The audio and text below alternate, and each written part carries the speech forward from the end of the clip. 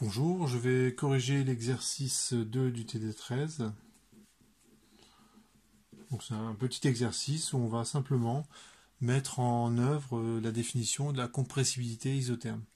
Donc la compressibilité isotherme, ça veut dire ce que ça veut dire, hein. C'est que j'augmente la pression et je regarde la variation de volume. Donc ça va être l'estimation de ça donne la valeur de cette dérivée-là. Lorsque j'augmente la pression, de combien varie le volume. Et ça se fait à température constante, hein, c'est précisé ici, dans la compressibilité. Cette grandeur-là, elle est volumique, donc elle est rapportée à une unité de volume, et on met un signe moins pour avoir une grandeur qui est positive. Parce qu'en effet, lorsque j'augmente la pression, le volume diminue. Donc cette dérivée, elle est toujours négative, donc on met un moins pour que l'ensemble devienne positif.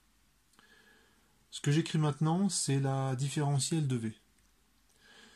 Alors le résultat que je vais obtenir, on pourrait l'obtenir en n'étant pas rigoureux du tout.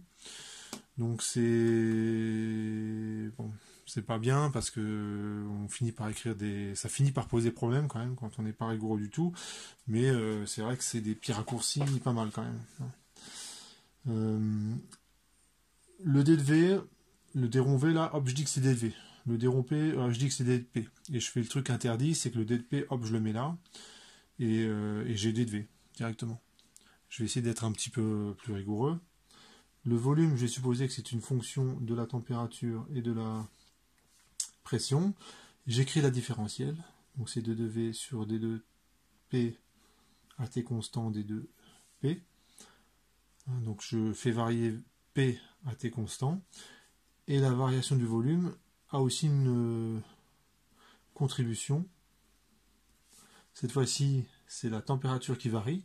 Là, elle était constante. Et la pression qui est constante.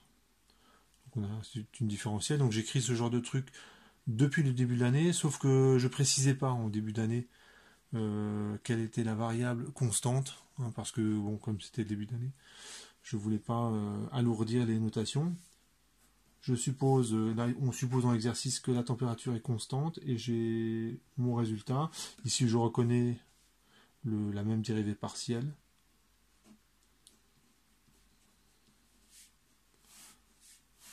Et on fait l'application numérique. Donc D de P, c'est 0,01 bar. C'est 1000 pascal. Qui de T, c'est pas bien grand. C'est 3,9 fois 10-11 pascal moins 1. On peut presque se demander comment on mesure un truc pareil. Et le volume, alors le volume, en principe, doit être mis en mètres cubes. Alors ici, je ne vais pas le faire. Parce que si vous mettez le volume en millilitres, le résultat sera en millilitres. Donc c'est pas gênant. Et on trouve D de V. Alors je vais donner une valeur. Alors c'est 3,9 fois 10-7. Je mets 4 fois 10-7. Pour une raison simple, c'est que de toute manière c'est petit. Donc on va dire on n'est pas à ça près. Alors pour estimer évidemment quand on voit un volume comme ça, on se dit c'est epsilon. On va quand même regarder si ce volume-là était une sphère. C'est juste pour que vous ayez un ordre de grandeur d'imaginer un peu ce que c'est que 4 fois 10-7 millilitres. Imaginons que c'est une sphère qui a ce volume-là. Vous savez que le volume de la sphère, c'est 4 tiers de pierre cube. C'est égal à D de V. Et on trouve un rayon qui vaut 50 microns, à peu près. Alors, donc je vous laisse faire l'application numérique. Pour y arriver, il faut convertir les millilitres en mètres cubes. Donc il faut multiplier par 10-6. Il y a 1 million de millilitres par mètre cube. Une fois qu'on a fait ça, on a le résultat petit r en mètres. Et on trouve 5 fois 10-5 mètres, qui est égal à 50 microns. 50 microns, c'est l'épaisseur de la feuille à peu près, hein, de la feuille que j'utilise. Donc ça fait une goutte, vous la verriez à l'œil nu quand même, cette goutte-là. Mais évidemment, elle est toute petite. Voilà pour ce petit exercice du télé.